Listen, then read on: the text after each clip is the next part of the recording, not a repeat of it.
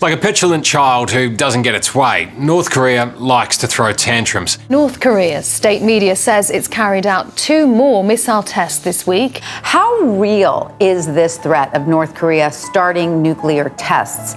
And how do you think the US and its allies should respond?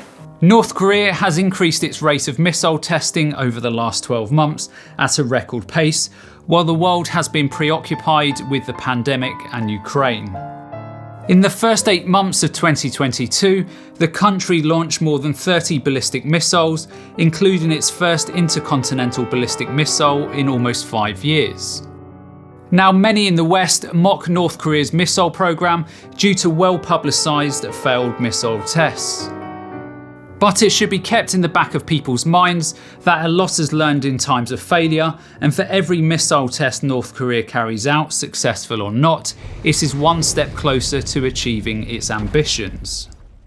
The ultimate aim of Kim Jong-un is to develop long-range nuclear weapons delivery systems that could be used to deliver nuclear weapons anywhere on the planet. Now, it's certainly not easy to get into the mindset of someone like Kim Jong-un and why he is pursuing such ambitions, but one of the main drivers is likely owning a deterrence to prevent America from attacking North Korea. North Korea's natural resources are limited compared to the rest of the world. It has no real oil or petroleum reserves, although some geoscientists speculate that the country has excellent exploration potential, both on and offshore. So without significant oil and gas reserves, I think that most sensible people wouldn't even humour the idea that America would attack North Korea. It is much more likely to bury it in sanctions to restrict its ambitions. So in order for us to look at the real reasons that North Korea is becoming a growing nuclear threat, we need to look at what has been happening with North Korea recently, why it is carrying out so many missile tests, what it's trying to achieve, and ultimately what is likely to happen next between North Korea and America. Because one thing is for sure about Kim Jong-un, he's a third-generation dictator. His family raised him to believe he is the centre of his universe.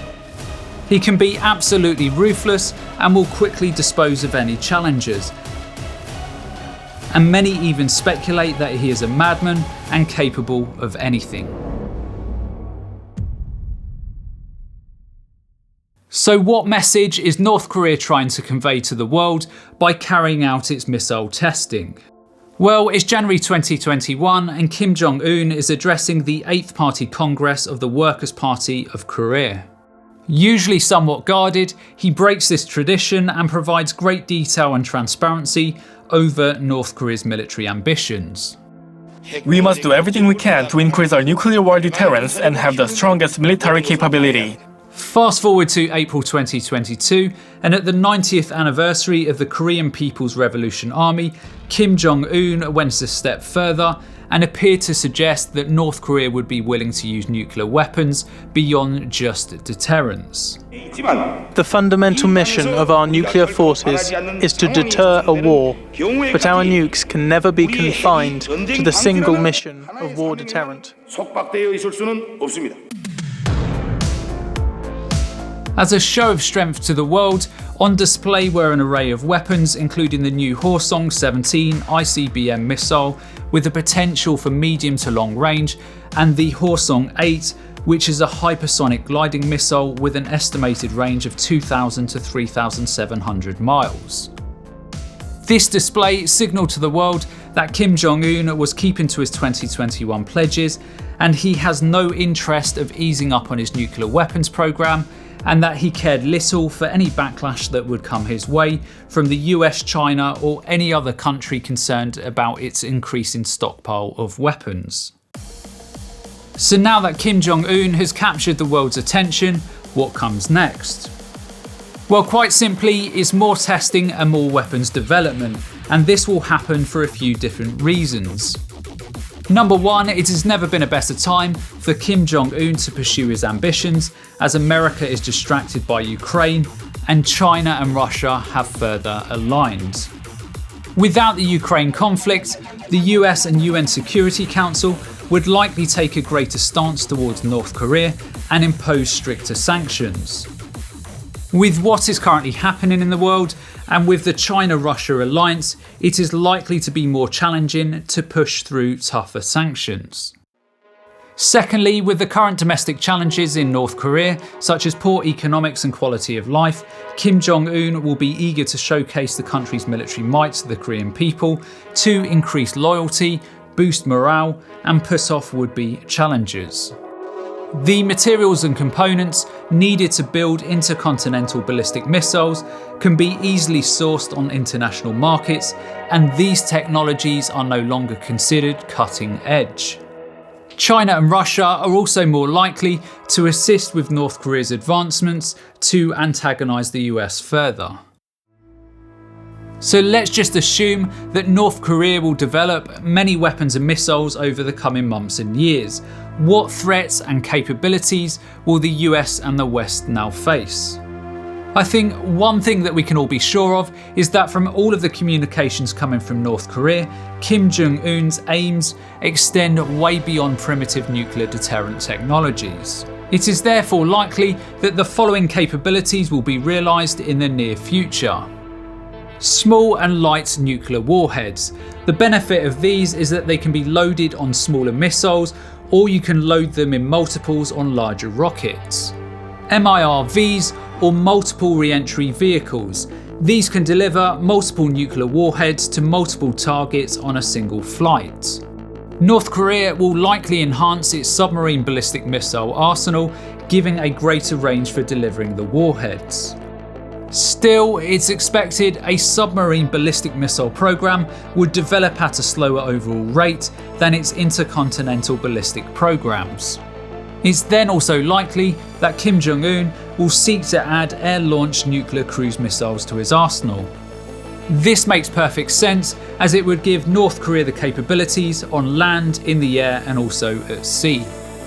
As it currently stands in 2022, North Korea is a fair way off of achieving this target. Finally, Kim Jong-un will likely want to increase more launches to North Korea's capabilities.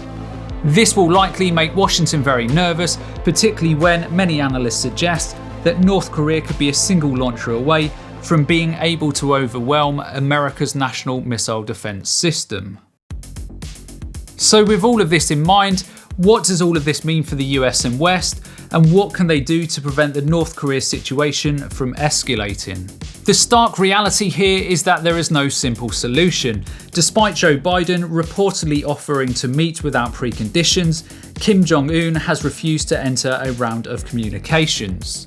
And reports from North Korea suggest this is likely to be the case for the remainder of 2022.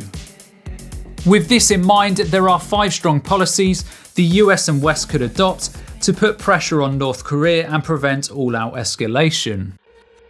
The first is likely to be very provocative, but it would involve increased cooperation between the US and South Korea to build and improve counter-missile strategy.